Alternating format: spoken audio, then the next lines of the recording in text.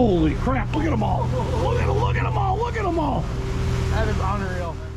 All right, guys, today's video is on how to find the birds using radar.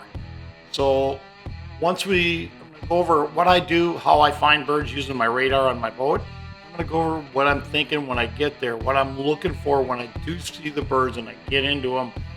I cover all that in the video, so grab your life jackets and hang on, and welcome aboard.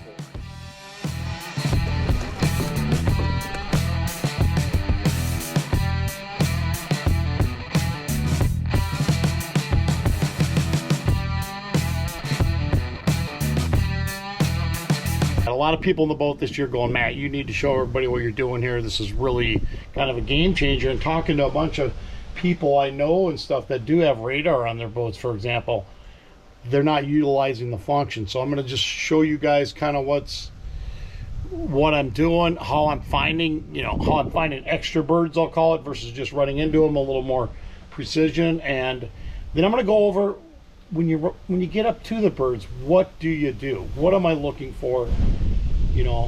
Because every time's a little different. But right now is we're going to run over the radar. So on your vessel, apparently my boat was swinging all over the house. I don't know what's going on there. So you hit the home screen, and these are for Garmin here, guys. So home, radar, single. I go to single range. Then you hit transmit on upper left corner. It's kind of hard to see. Once you hit the transmit button, you're going to get the spinning up. Now I'm sitting in the canal, so I'm not going to run this real long. But yeah, I'm just finding the birds, and then I'm going to put you guys on the YouTube channel. Neighbors are out dodging storms. They're out on the jet ski and said they were watching the radar dodging the storms. So he said I was saving a lot of money on gas today. So anyway, so I like to start my radar. You've got your in and out buttons at 4 miles. So if you hit this button here, the 82%, that's gain. So then I go to auto bird. It's gonna adjust it. Now you see there's a lot of clutter here. What you want to do is I back the gain down until I lose the clutter. The more clutter you have, the more sensitive it is. But right here you can see I like running 81 to 82%. Okay, so the next one down here is C clutter. Right here, C clutter. When you're in now, I'm not out in the ocean in waves right now. The higher you raise the percent, the more it reduces the C clutter. The higher you raise it, the more the clutter gets reduced. That also reduces your ability to pick up the birds somewhat as well. So every day is a little different. The waves are a little different, how you're picking it up. I'm constantly by every day fine-tuning the C clutter a little bit. I pretty much keep the bird on 82 to 83, the bird mode. Okay, so that's a couple things. Let's say you're going along and you want to mark something on the radar. You can just tap a spot. Let's say you've seen something on radar and you hit waypoint. Boom. It marks the spot. What it also does is it turns on all your waypoints. I just shut her off. So it turns on all your waypoints. Whoops. So when I'm offshore, I got a couple waypoints out here. So what I like to do to shut that off, you go to options, layers, manage user data, waypoints, and hide.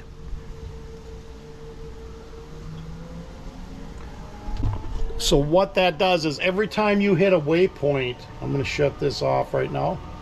If you mark a position or something you're seeing on your radar, guys, and you hit mark on there, it's gonna, for whatever reason, it throws up all the other waypoints. And I have a couple waypoints offshore, so if I put it on there, I can't see a bird on there to save my rear end. So I go back in and I shut that off. That's how you shut it off. What I do, I'm going to give you a captain's tip. So when I've got something like that, I have a contact called Garmin in my contacts on my phone, and I actually put the directions how to take that off on there. All right, guys, I'm going to bring you along on a few adventures as I'm heading offshore here. So I was running out to the sword grounds this day, I believe, and I'm like, okay, I'm getting into the birds. I'm just zooming in 2-3 miles. I'm going to go over this more in depth at the end of the video, guys. So stay tuned till the end. I'm going to cover this a lot more in depth, what you're looking at right here. That's a lot of birds right there, guys. On my way out to the sword grounds. This is going on the first video, but on my way to the sword grounds, you can't ignore that. I mean, it's a mile-off course.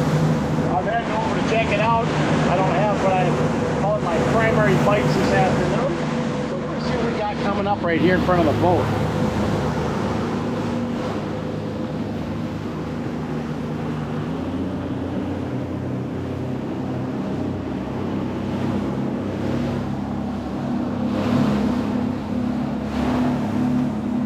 Alright, they're like a half mile up there. I can't see them yet.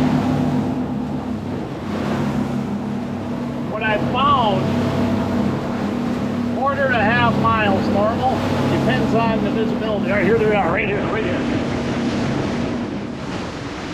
Alright, see the fish jumping out of the water? Shit's getting real. Look at the tuna bombing. Alright guys, I ran on the outside of them. You don't want to run over the top of the tuna if you can help it. Obviously the school's coming this way. School's coming right. I'm on the edge of the school right now. We'll see what happens. All right, guys. You see the birds are up high here right now. Once you get into them, first I usually run 2 lines. I do carry a tuna feather on a 3rd line, which I did put out. When the birds go up high, the school is down low, and probably because the bait either ran down or the school just, whatever reason, ran down. But right now the birds are up there. That means the school's down deeper. All right, I just looked at the radar, guys.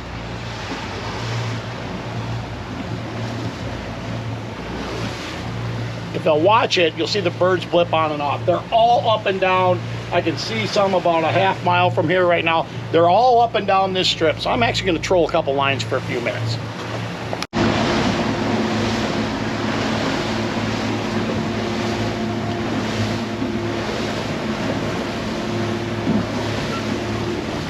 There's a bunch of birds popping there, guys. They're 1 mile away. I've got some popping in and out in between that spot. I'm just going to work my way over. They're running this slick, like I said. As I'm looking at the radar, there's birds all up and down the slick edge on the radar. Okay, looking at the radar, the angle I'm pointing my finger, that's the angle that current rip is going. And you can see there's birds all up and down that current rip on the radar. All right, guys, got on another set of birds.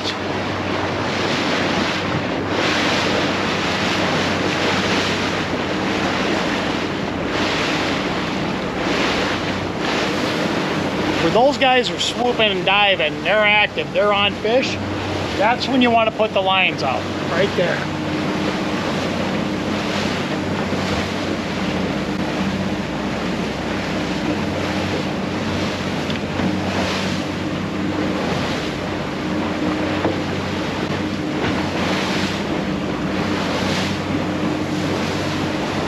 So unless I really see that activity, I don't drop them. Now with this many birds, they're probably on tuna.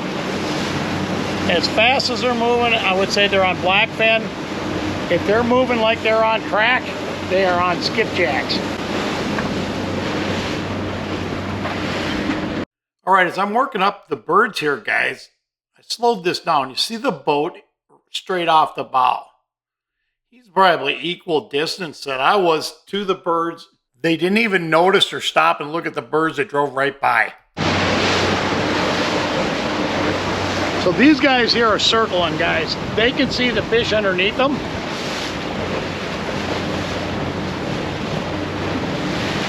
at the bait boiling in there. Now, since I think it's tuna, I'm coming a little to the side of them, and I'm going to pull the lines through the middle. See the bigger birds? Looking down in the water to see where the fish are.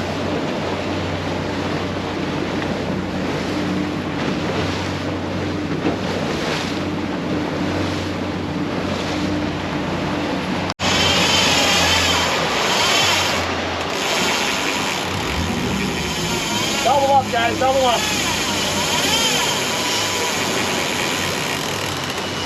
Triple up, guys, triple up. Oh shit, I got 3 fish on, 3 fish. All right, I'm gonna take the short one first.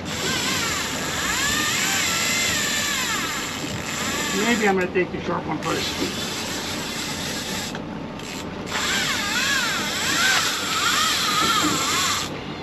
Got something going on back here, guys. We got 3 of them on.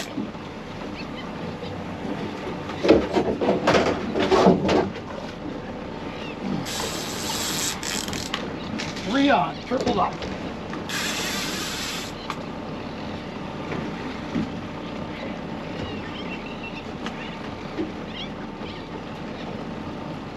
See what we got shaking here. Boats and gear still going. See all the birds just bombing on them. So I came wide around the school and drug the lines over the top.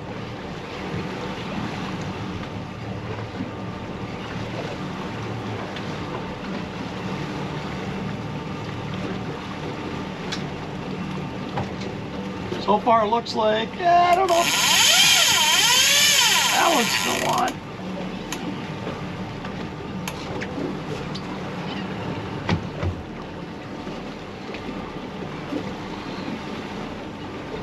All right, here we go, guys. I'm just getting the first skipjack up to the boat here.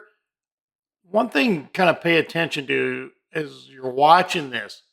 Listen to the birds. You can hear them just squawking and screaming and carrying on. When they're just cruising around, they're not making a lot of noise normally.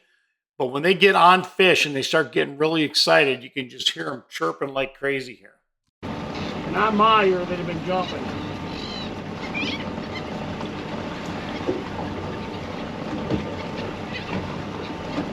That's hauling the tail. You can see there's a bow in the line. He's up front here.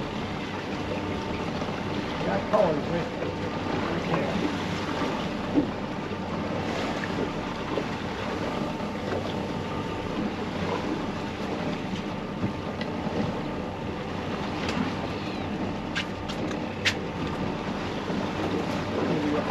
Snap and flip or just a flip.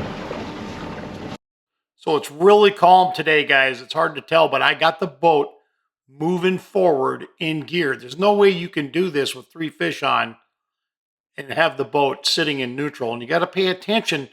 If you're going into the current, you're going to have a little more speed on the boat because you're fighting the current with it. Look at that big power run he just did. I backed the drag down there just a little bit, so give him room to run. He got up by the boat. I knew he wasn't going to like it. Maybe we got a skippy here. That'd be my guess on this one. Doing big old tuna circles. Big old wacky. Oh, it's Mr. Skippy.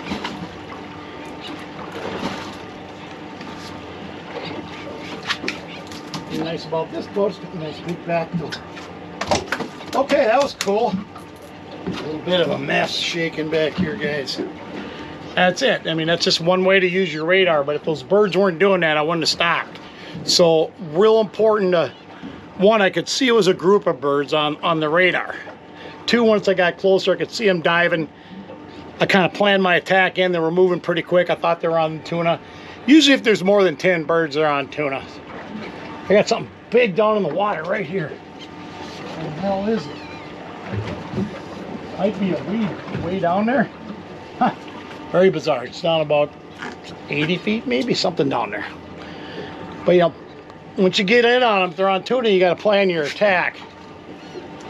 The fish were here, and I was coming with the boat. I came with the boat around them, around like this. Gordon, come over here and get all your Bermuda chubs back. I don't want them.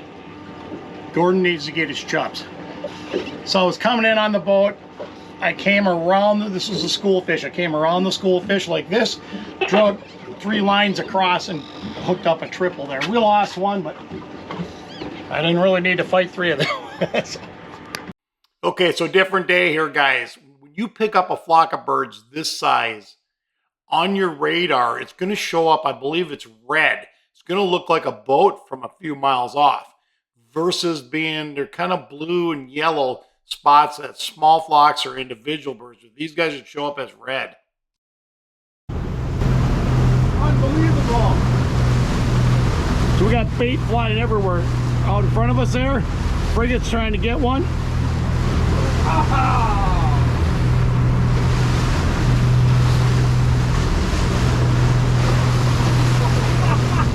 Wow. That is awesome. That's what It's still jumping. yeah, they got Mahi chasing them. We seen one Mahi come out of the water.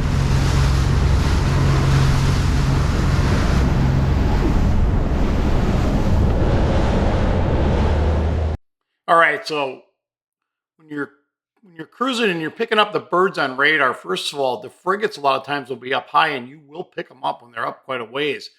And they generally show up more of a red color, like a larger object, like a boat or something would start showing up. So here's the dilemma. When you get into a bunch of birds, let's say you have a bunch of the seagulls, which I call those guys the chickens, and then you have frigates. You got a choice to make. A lot of times they'll be in together for a little bit, but usually the frigate will be in a little different location.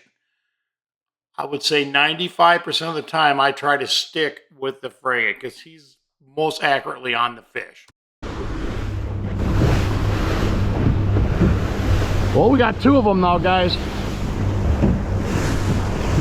Wow, look at the bait shower over there. All right, with the frigates, guys, anytime you see them doing this, when they're flapping their wings or they're flying down right on the deck, they are right above the fish when they're doing this.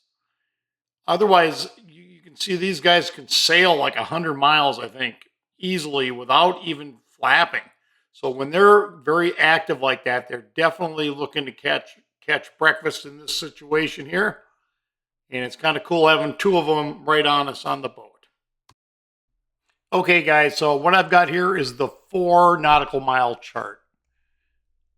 The spots I'm circling here, these are just individual birds burning around. They kind of show up as a bluish, maybe a blue with a little bit of yellow color. Now, right here, you see it's more, I believe it's red. I'm colorblind in that area, so that's the same color boat's going to show up, but that's a group of birds. So as you're looking, occasionally you'll get fooled by a boat out 3-4 miles. But what I'm looking for are the individual dots. Now here, you can see there's a bunch of dots there, and I'm on the 4-mile range yet. So there's a bunch of birds there, and a lot of times at a distance of 3 or 4 miles, guys, that's going to show up and look about the same as a boat on your radar, on your chart plotter. So you just kind of watch that, and you'll see like the dark red, which you think looks like a boat, but then all of a sudden you see individual birds off to the side like this. All right, guys, here you go. I'm zoomed into 2 nautical miles here. So this is what standard birds look like on the chart. Individual dot, they're usually like a blue and yellow color, typically. So you can see a couple there. Now here's a group of them. You actually got a couple different groups here. That's a bunch of birds. And it almost looks the same as another vessel is going to look on your chart plotter when you have a whole bunch of them together. And what I typically do is if I see that, I'm looking for the stragglers like here. You got one a little bit away from them. You got a couple more a little bit just to the south of him here. So that's 2 more birds. If it's a boat, you generally will not see a bunch of other birds around. Now, as we were looking over the chart, this is the sea clutter I was talking about here. So when you take the sea clutter, and let's say it's set at 50%, the higher you raise it, the more it's going to reduce the sea clutter on your chart. It makes it difficult where I've got it set here. Once you get the birds within this kind of range here, and once they're within that kind of parameter of, I'd say, 1/3 to 1/2 mile, it's difficult to take and see them due to the sea clutter. But the more you turn it up to reduce it, the less you can pick the birds up. So it's kind of a trade-off. It's just something you got to kind of work with. All right, guys. Hopefully that gives you a little more intel on fishing with the birds.